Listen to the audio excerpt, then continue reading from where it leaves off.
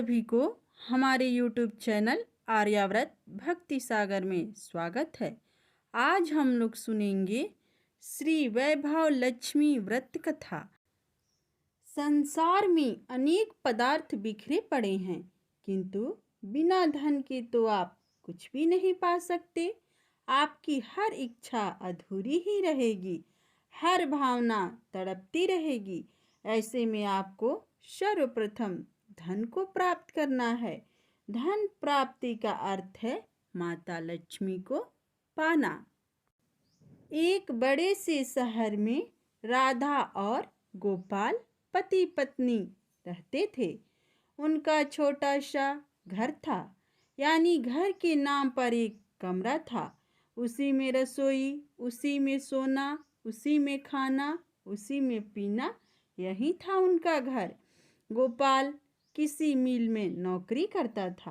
राधा घर का सारा काम काज करती थी। उसने अपने छोटे से घर को भी इतना साफ सुथरा और सजा कर रखा था कि मोहल्ले की औरतें भी अक्सर कहती थी, घर की सफाई रखना तो हमारी राधा बहन से सीखे। यह बात तो राधा भी जानती थी कि इस शहर में अच्छे लोग कम और बुरे अधिक हैं। उसी के अड़ोस पड़ोस में कुछ औरतें ऐसी थीं जो दिन भर एक दूसरे की चुगलियां करती थी। दूसरों के घरों में ताक झांक कर उनकी बुराइयां ढूंढना तो उनका सबसे पहला काम था। अपने घर की भले ही उनको कोई खबर न हो, मगर पूरे मोहल्ले की खबर तो उनके पास यूं ही रहती थी, जैसे मोहल्ले की डायरी लिखने का काम प्रभु ने उन्हें ही सौंप रखा हो।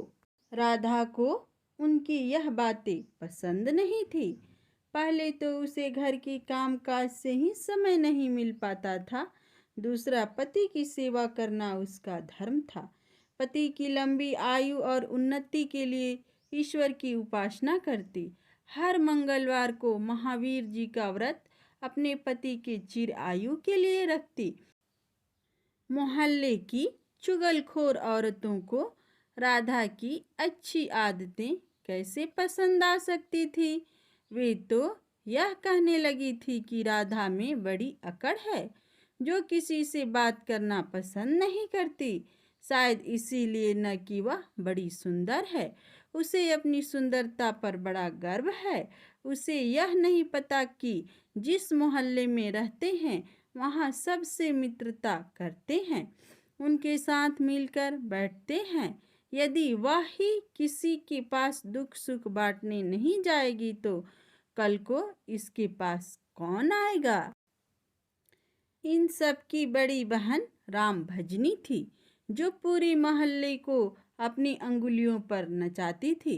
बहन राम भजनी ने अपनी ही एक कीर्तन मंडली बना रखी थी, जो घर घर में जाकर कीर्तन करती थी।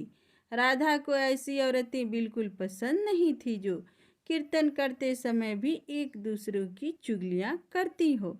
यही कारण था कि राधा ने कई बार उनको टोकते हुए कह दिया था कि देखो बहन राम भजनी, वैसे तो आपका नाम है राम भजनी, मगर मैं आपसे हाथ जोड़कर प्रार्थना करती हूँ कि पूजा एवं कीर्तन करते समय किसी की चुगली मत किया करो। किसी की बुराई करने से तो अच्छा है आप उस समय प्रभु का नाम लें। इससे आपका जीवन भी सफल होगा और बुराइयों से बच जाओगी। राधा की इतनी बात सुनते ही बहन राम भजनी को क्रोध आ गया। क्रोध के मारे उसके चेहरे का रंग लाल हो गया। वह कड़क कर बोली, ओ अकल की छोकरी, क्या तू मुझे बताएगी कि मुझे क्या करना है। अभी शहर में आए 2 साल हुए हैं, गांव का गोबर अभी हाथों से उतरा नहीं और हम शहर वालों की अक्ल सिखाने लगी है। गंवार कहीं की। देखो बहन, मैं गंवार हूँ या कुछ और, मैं प्रभु भक्ति में पूरी विश्वास रखती हूँ।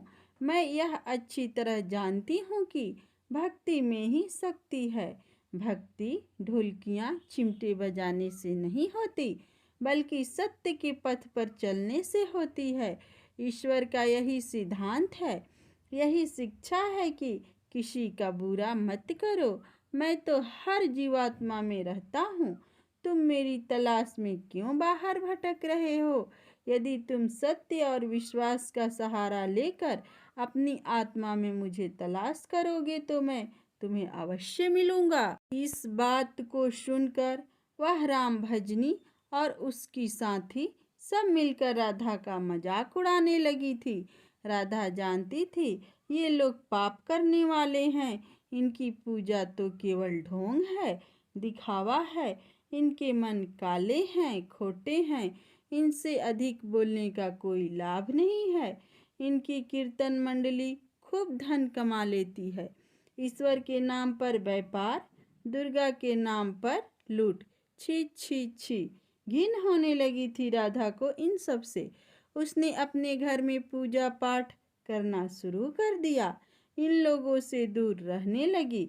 उधर गोपाल बुरी संगत में पड़कर शराब पीने लगा, जुआ खेलने लगा। गांव से आई सीधा साधा गोपाल शहर के साथियों में ऐसा फंसा कि उसे यह बुरी आदतें लग गई। शुरू शुरू में उसने अपने आप को बहुत बचाने का प्रयास किया, लेकिन जब चारों ओर ही आग लगी हो, वह कब तक बच सकता था? एक मजदूर का वेतन ही कितना होता है? सारा मास मेहनत करने पर जो कुछ उन्हें मिलता था उसे घर की 2 समय की रोटी ही चल सकती थी। मकान का किराया, दुनियादारी, कपड़े लत्ते, यह सब कुछ उस वेतन से ही चलता था।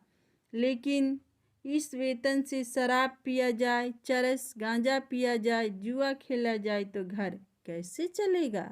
राधा बेचारी बहुत दुखी हुई, अंदर ही अंदर घुलने लगी और घुटने लगी। पति को मना करती तो उल्टे उसे मार पड़ती, गालियां सुनने को मिलती। घर में आकर वह इतना हाय हल्ला करता कि लोगों को उनका मजाक उड़ाने का मौका मिलता। वह अंदर अंदर टूटने लगी, हर समय उदास रहने लगी। अपने मन की आग को शांत करने के लिए आंसू बहाती रहती। इस परदेश में उसका कौन था जो उसे सहारा देता? वह तो अकेली पड़ गई थी। आज जाकर उसे प्रभु का ही आसरा था। माँ दुर्गा ही उसे सहारा देगी। माँ लक्ष्मी तो इस घर से रूठ ही चुकी थी। गोपाल ने घर के बर्तन तक बेच डाले थे। इतने बड़े संकट में भी उसने प्रभु पर विश्वास नहीं छोड़ा, माँ दुर्गा की उपासना नहीं छोड़ी। उसे पूर्ण विश्वास था कि एक दिन माँ उसके सारे संकट दूर करेगी। एक दिन जब घर में खाने को कुछ नहीं बचा था, वह 2 दिन से भूखी थी। जिस दुकान से खाने पीने का सामान उधार मिलता था, उसने इसलिए उधार देने से मना कर दिया क्योंकि उसके पिछले रुपये ही नहीं दिए गए थे। इस युग में तो जिसके पास लक्ष्मी नहीं वह भूखा मर जाएगा। राधा माँ लक्ष्मी के चित्र के आगे हाथ जोड़ बैठी रो रही थी। माँ ने उसकी आंखों से टपकते आंसू देख लिए थे, उसके हृदय के दुख जान लिए थे। राधा रोए जा रही थी, साथ में वह माँ लक्ष्मी का पूजन भी कर रही थी। माँ लक्ष्मी मुझे बचा लो, माँ मुझे बचा लो। देखो मेरे घर की क्या हालत हो गई है। मैं 2 दिनों से भूखी हूँ, मेरा पति बिगड़ चुका है। घर में लक्ष्मी जी आप बैठी हैं, परंतु आपका दूसरा स्वरूप जो इस संसार में माया का है वह इस घर में नहीं है। उसके बिना जीवन नहीं। माँ माँ मुझे बचा लो, माँ मुझे बचा लो। माँ शक्ति दो माँ। माँ लक्ष्मी कृपा करो, इस घर को बचा लो माँ। अब ही आप मेरी अंतिम आसरा हो। तुमने मुझे न बचाया तो मैं तुम्हारे चरणों में ही जान दे दूंगी। अब तो मेरा यह अंतिम निर्णय है।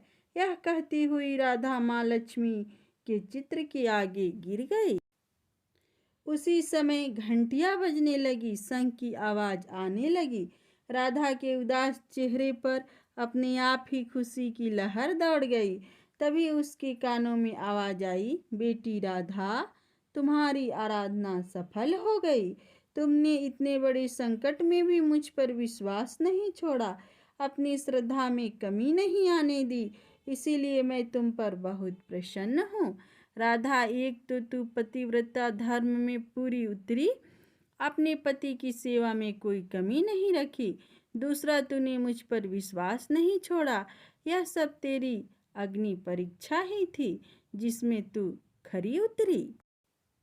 हे जगत माता, मैंने आपसे आज तक कुछ नहीं मांगा, परंतु आज मैं मजबूर हो गई हूँ।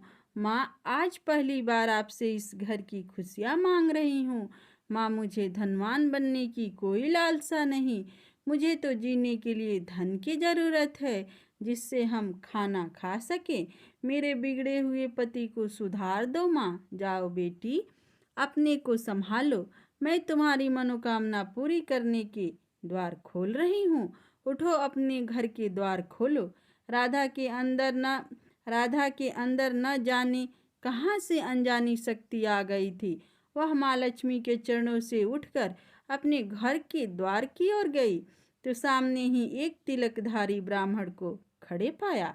बेटी राधा, जय माँ लक्ष्मी जी बोलो। जय माँ लक्ष्मी, राधा ने पूरी शक्ति से कहा। देखो बेटी, मैं माँ लक्ष्मी जी के मंदिर का पुजारी हूँ। माँ के आशीर्वाद से यह 2 बोरी आटा और साथ में दाल और घी, यह सब खाने की सामग्री आपके घर पहुँचाने का आदेश हुआ है। आप धन्य हैं महाराज, आप धन्य हैं। माँ लक्ष्मी के पुजारी होने के नाते मैं आपके चरण छूती हूँ महाराज, और आपसे यह प्रार्थना करती हूँ कि मुझे इस संकट से निकलने का उपाय भी बताओ। पुजारी जी बोले, देखो बेटी, इस माया रूपी संसार में सुख प्राप्त करने के लिए अपने मन को शुद्ध और आत्मा को पवित्र रखना पड़ता है। माया लक्ष्मी जो कि तिजोरियों में बंद रखने वाले पापी होते हैं। यदि तुम अपने मन को शांति और घर गृहस्थी चलाने के लिए लक्ष्मी जी को प्राप्त करना चाहती हो तो वैभव लक्ष्मी माँ का व्रत करो। इस व्रत के करने से ही आपकी हर मनोकामना पूरी होगी, तुम्हारे सारे संकट दूर हो जाएंगे। लेकिन पुजारी जी, मुझे इस व्रत की विधि तो बता दो। मैं तो माँ की उपासना बचपन से ही करती हूँ, किंतु व्रत की विधि मुझे नहीं पता।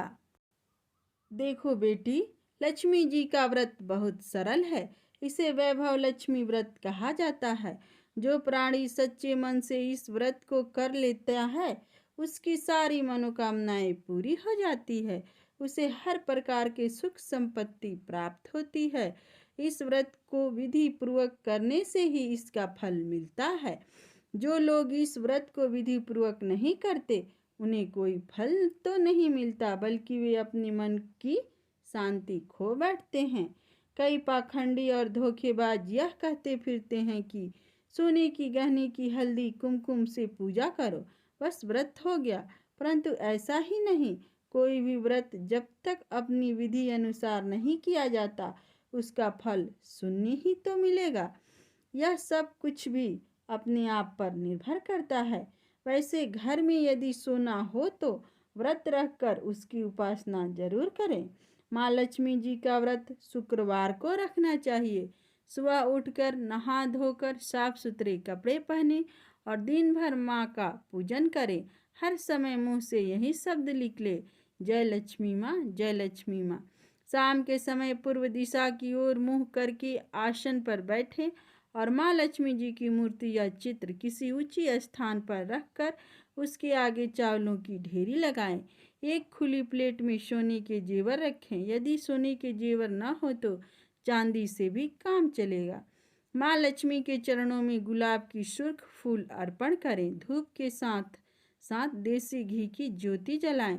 वैसे तो माँ लक्ष्मी के अनेक रूप हैं, परंतु इन सब की नींव श्री यंत्र हैं। जो माँ के भक्ति श्री यंत्र के दर्शन कर लेते हैं, समझ लो उन्हें माँ के हर रूप दर्शन कर लिए। इसीलिए माँ का पूजन के समय श्री यंत्र को मत भूलें। सबसे पहले प्लेट में रखे जेवर को हल्दी का टीका लगाकर 5 बार बोलें, जय माँ वैभव लक्ष्मी, जय माँ वैभव लक्ष्मी। हमारी खाली झोली भर दो माँ, हमारी खाली झोली भर दो। इसके पश्चात घी, आटे और चीनी को भूनकर बनाया गया प्रसाद, जिसमें केले के टुकड़े काटे हों, माँ लक्ष्मी जी की आरती करके उसके प्रसाद को लोगों में बांट दे। बांटते समय भी आपके जुबान पर माता लक्ष्मी जी की जय जरूर रखना होना चाहिए। यह व्रत निरंतर 21 या 51 रखें। जो कहते हैं सूर्यास्त होने के पश्चात माँ की उपासना करके जब प्रसाद बांट ले तो आप भी भोजन ग्रहण कर सकते हैं। बड़ी चावलों को सब पक्षियों को डाल दे। व्रत रखने वाले हर भक्त के लिए यह जरूरी है कि वह श्री वैभव लक्ष्मी का व्रत कथा पाठ करे और लोगों को भी कथा सुनाए। इससे और अधिक पुण्य मिलता है। यह सारे व्रत जब विधि पूर्वक हो जाएं तो इसके स्वरूप फल स्वरूप प्राणी की हर इच्छा पूरी हो जाती है। माँ लक्ष्मी स्वयं उनका कल्याण करती हैं। उनके घर में सुख ही सुख मिलते हैं। धन तो आता ही है, परंतु जिनके घर में संतान न हो उनके लिए यह व्रत वरदान से कम नहीं है। जब व्रत संपूर्ण हो रहे हों अर्थात 21वां या 51वां व्रत जब रखे तो उस दिन 7 छोटी बच्चियों को घर बुलाकर उन्हें उनके मनपसंद भोजन खिलाएं। फिर कन्या को चांदी का अथवा गिलट का एक एक सिक्का दक्षिणा के रूप में दें। उसी दिन माँ लक्ष्मी की श्री वैभव लक्ष्मी व्रत कथा की 100 या 51 प्रीतियाँ माँ भक्तों को अपने हाथों से बांट दें। यदि इतनी प्रतियों की शक्ति न हो तो 11 तो अवश्य बांटनी चाहिए। माँ की प्रतिमा के आगे बैठ दोनों हाथ जोड़कर उनसे प्रार्थना करते हुए कहें, हे माँ लक्ष्मी, आपकी और प्रभु की कृपा से मैंने अपने व्रत को विधि पूर्वक पूरा कर लिए हैं। इसीलिए हे माँ, आप हमारी इच्छा पूरी करो, हमारी मनोकामना पूरी कर दो। माँ, हमें सदा सुखी रखना, हमारे परिवार को सुख देना। माँ, बस बेटी यह हर प्राणी के लिए कल्याण मार्ग है। तुम भी श्री वैभव लक्ष्मी माता का व्रत करो, तुम्हारा पति भी ठीक हो जाएगा, तुम्हें धन भी मिलेगा, तुम सदा कष्ट मुक्त रहोगी। यह कहते हुए पुजारी जी तो चले गए। राधा ने आटे की बोरियां पड़ोसन की सहायता से अंदर रखवा दी। दालों को भी अंदर रखा। माँ लक्ष्मी की उपासना तो कर ही रही थी, परंतु विधि अनुसार नहीं कर पाती थी। आज माँ लक्ष्मी ने उसकी हालत देखकर जो उसकी सहायता की है उसे वह कैसे भूल सकेगी। सहसा उसे ध्यान आया, कल ही शुक्रवार है, मैं कल से ही माँ लक्ष्मी जी की 21 व्रत आरंभ करूंगी। दूसरे ही दिन से राधा ने शुक्रवार का व्रत आरंभ कर दी और साथ ही माँ का व्रत रखा।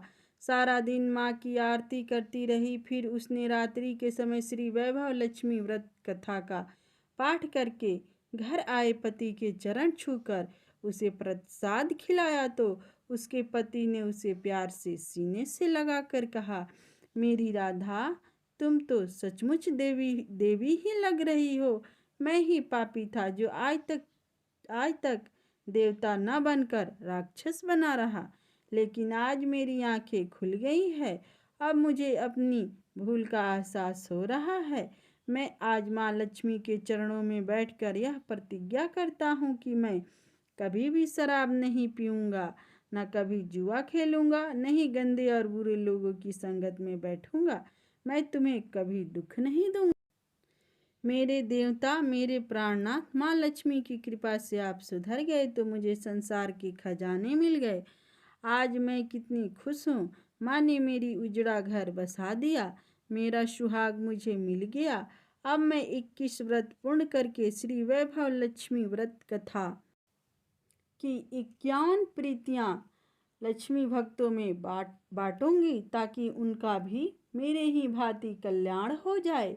गोपाल ने अपनी पत्नी का हाथ पकड़कर उसे चूमते हुए कहा, देखो राधा, जिस माँ लक्ष्मी ने मुझे पाप के संसार से निकाल दिया है, मैं भी उनका 21 व्रत रखूंगा, सदा घर में उनकी पूजा करता रहूंगा।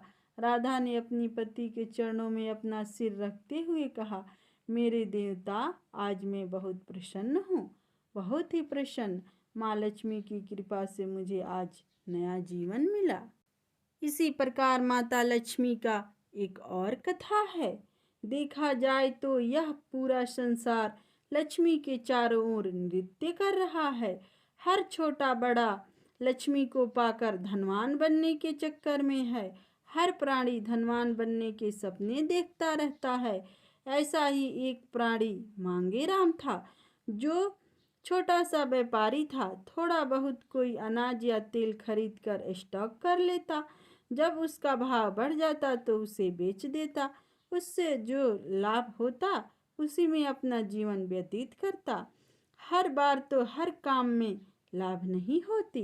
एक बार मांगेराम ने कुछ ऐसा सामान खरीद कर गोदाम में भर लिया, जिससे कि उसके विषय में उसे पूर्ण यह विश्वास था कि इस साल की बजट में उन चीज़ों के दाम अवश्य बढ़ेंगे, तो वह इनको बेचकर खूब धन कमा लेगा। फिर वह सेठ मांगेराम बन जाएगा। परंतु उसने जो सोचा था सारे काम उसके विपरीत हो गए। उन चीज़ों के भाव बढ़ने के बजाय कम हो गए, जिसके कारण इसे इतना घाटा हो गया कि मांगेराम का सारा धन चला गया। ऐसे समय में इंसान को क्या सोचता। उसके जीवन में न छटने वाले अंधेरे छा गए। वह उदास और निराश घर पर पड़ा रहने लगा। सारा धंधा चौपट हो गया। चिंता के मारे मांगेराम अंदर ही अंदर सूखने लगा। उसकी पत्नी जब अपने पति की यह हालत देखी तो उसके दिल भी डूबने लगता। एक ओर तो घर में खाने को कुछ नहीं था, दूसरी ओर कारोबार बंद हो गया, तीसरा उसके पति ने खटिया पकड़ लिया। ऐसे में वह क्या करे, कहाँ जाए।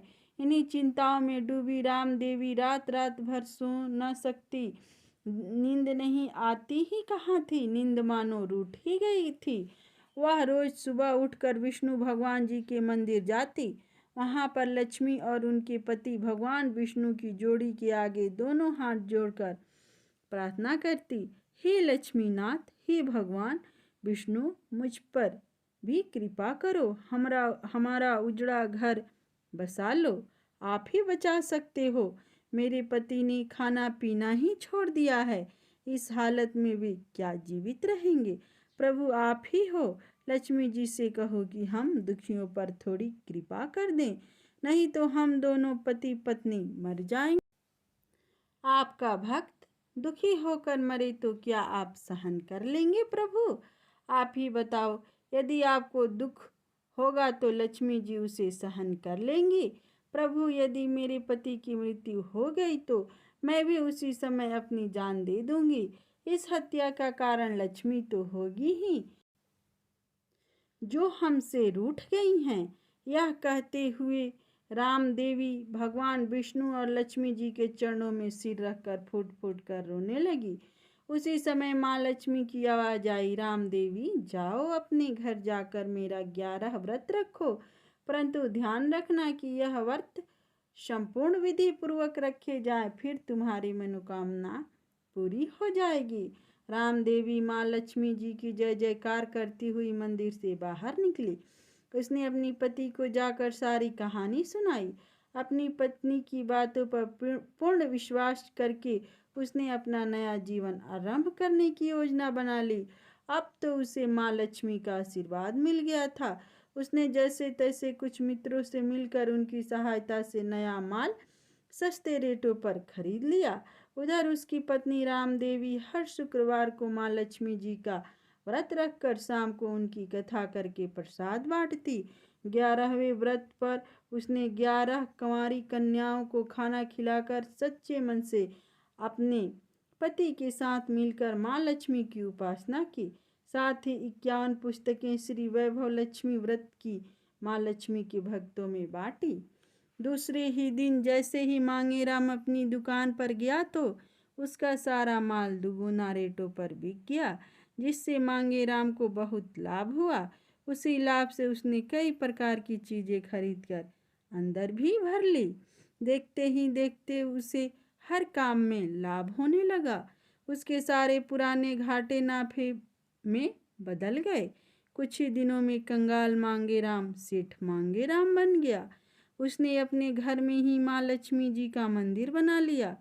सुबह शाम दोनों पति पत्नी उसी मंदिर में बैठकर माँ लक्ष्मी और भगवान विष्णु की उपासना करने लगे। राम देवी माँ लक्ष्मी की 21 व्रत हर वर्ष रखने लगी और इस संसार के सुखों को भोगकर स्वर्गलोक को प्राप्त हुई। तो सब कोई प्रेम से बोलिए श्री वैभव लक्ष्मी माँ की जय।